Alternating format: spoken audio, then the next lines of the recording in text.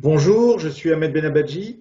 Je suis l'un des membres fondateurs du collectif Maroc des émergences dont je veux vous parler et qui est le prolongement de plusieurs années d'engagement citoyen et de travail de recherche académique. Sur le terrain, je travaille beaucoup dans le monde rural au travers de l'association Open Village que j'ai créée et de l'association Les Citoyens.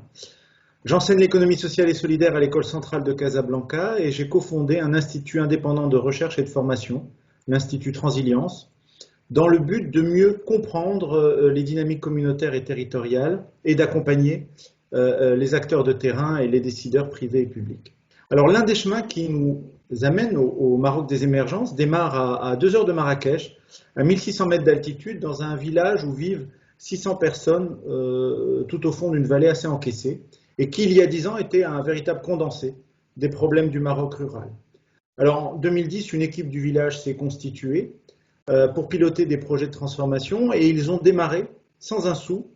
avec simplement 2 principes directeurs, l'autonomie comme méthode et la solidarité collective des habitants. Et les résultats de cette démarche assez originale de co-construction ont dépassé les espoirs au point que le village est aujourd'hui cité en exemple dans de multiples documentaires, articles, thèses. Et tout ça, ça a été fait par le village dans un processus d'émergence piloté par les habitants qui ont su constituer autour d'eux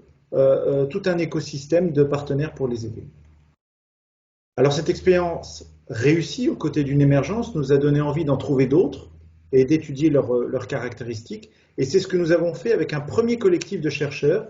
qui a produit un rapport intitulé Pour un Maroc des émergences, dans lequel nous avons étudié plusieurs initiatives locales probantes et nous avons cherché à comprendre ce qui était invariant entre toutes ces expériences et comment à partir du micro-local, on pouvait imaginer une stratégie nationale pour les soutenir et pour les démultiplier.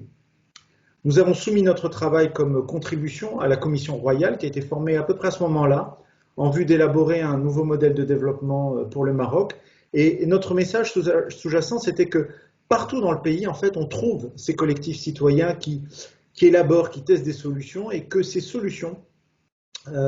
émergentes, elles méritent qu'on les soutienne parce qu'elles portent en germe des voies de développement fécondes pour le pays. Donc, nous sommes allés défendre notre rapport en audition devant la commission et nous avons été entendus et manifestement parce que nous n'étions pas les seuls à porter ce message, le nouveau modèle de développement qui va donc être mis en œuvre par le tout prochain gouvernement met ainsi dans ses priorités les territoires, consacre le rôle de la société civile et dans une approche qui est à la fois systémique et partenariale. Et l'objectif clairement dit, c'est de rétablir un cadre de confiance avec les citoyens, notamment en améliorant la performance de l'État et en encourageant l'innovation sociale et l'expérimentation. Alors il reste maintenant à accompagner le changement en partageant, en capitalisant sur les expériences, en développant de nouveaux outils. Et ça va être le rôle étendu d'un Maroc des émergences V2.0 que nous sommes en train de constituer avec des partenaires institutionnels et académiques de grande qualité. Le Maroc est dans une phase charnière où beaucoup de choses vont se redéfinir,